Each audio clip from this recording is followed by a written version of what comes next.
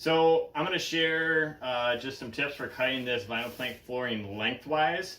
I searched a bunch on YouTube and there were really good videos, a ton of people showing how to cut it this way. And those cuts are easy. One of my favorite home renovation YouTubers kind of was trying to oversell how difficult it was. They were pushing for these vinyl plank cutters. They're real nice, right? You kind of slip it in and there's this little guillotine that comes down and chops it. You don't need that for any of this. They make your life a little bit easier, but it's just totally not necessary. But the lengthwise cuts are difficult kind of no matter how you do it. So let's take a look at what we're going to cut here. So you might be asking yourself, hey, this looks like a finished basement. What flooring do we have left? Well, I of course did 90% of the work here and am just getting around to finishing it. I've been living in this, using this space for a long time.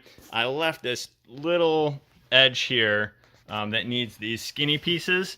So sometimes through careful planning, you can avoid this. Sometimes it's just unavoidable and you're gonna need to cut these small pieces. Now that I'm getting back around to doing the trim, I gotta come back and ignore this piece that I neglected. It was late one night and I didn't feel like cutting a bunch of these little strips. So take your measurements here. Don't be careful not to forget to account for the little lip here. And I'm going in the other way, so I've got the kind of the short lip side. But you don't want to cut it twice. This stuff kind of sucks to cut lengthwise, so you definitely don't want to do it twice. So give yourself a little bit of a gap here. I cut this one closer than it needs to be.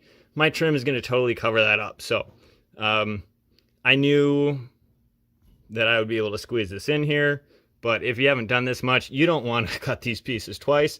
So err on the side of having a little gap there because it's all going to get covered up anyways. So measure here, account for this gap here, and we'll go up and I'll show you how we cut these.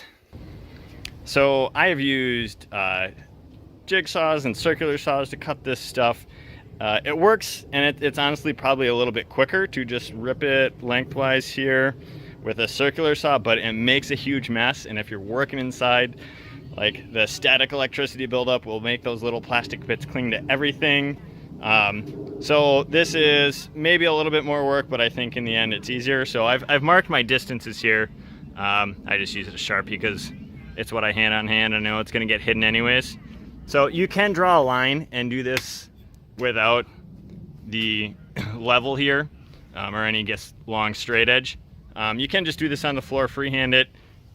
I'm not tracing my lines. I've done this enough that I know that this is going to hold steady, and I'm just going to cut it. So my daughter, who was helping record, abandoned me. So I'm just going to use my utility knife here. And be careful if you're freehanding it or don't have this solid because it's a pain. You're going to score this. You're going to come through and make a score line. And if it slips or you lose your spot, it can make a more difficult break if the next time you come through and you get a little bit off of that line. So I'm going to just show you here. We score this, and I do it a couple times. So I'm going to pause the video so I can use two hands here. So I've got it lined up here, so the break point is right over the edge of that table, so I'm going to use that to help me get some leverage. It won't be a clean break right away,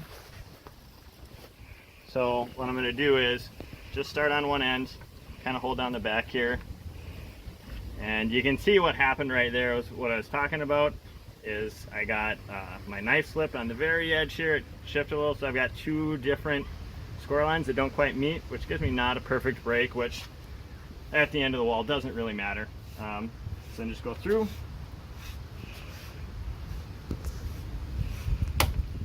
There you go. You get down to the end. Make sure your break is clean the whole way through. And just bring this over, crease it. On these longer cuts, on the short cuts, horizontally, sometimes just snap it and the backing just goes.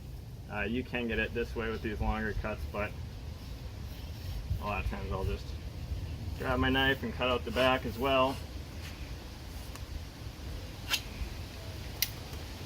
There you go. You got your lengthwise cut. Again, maybe a little bit faster, but a ton messier if you end up using something like a circular saw or a jigsaw. Good luck, I hope this helps.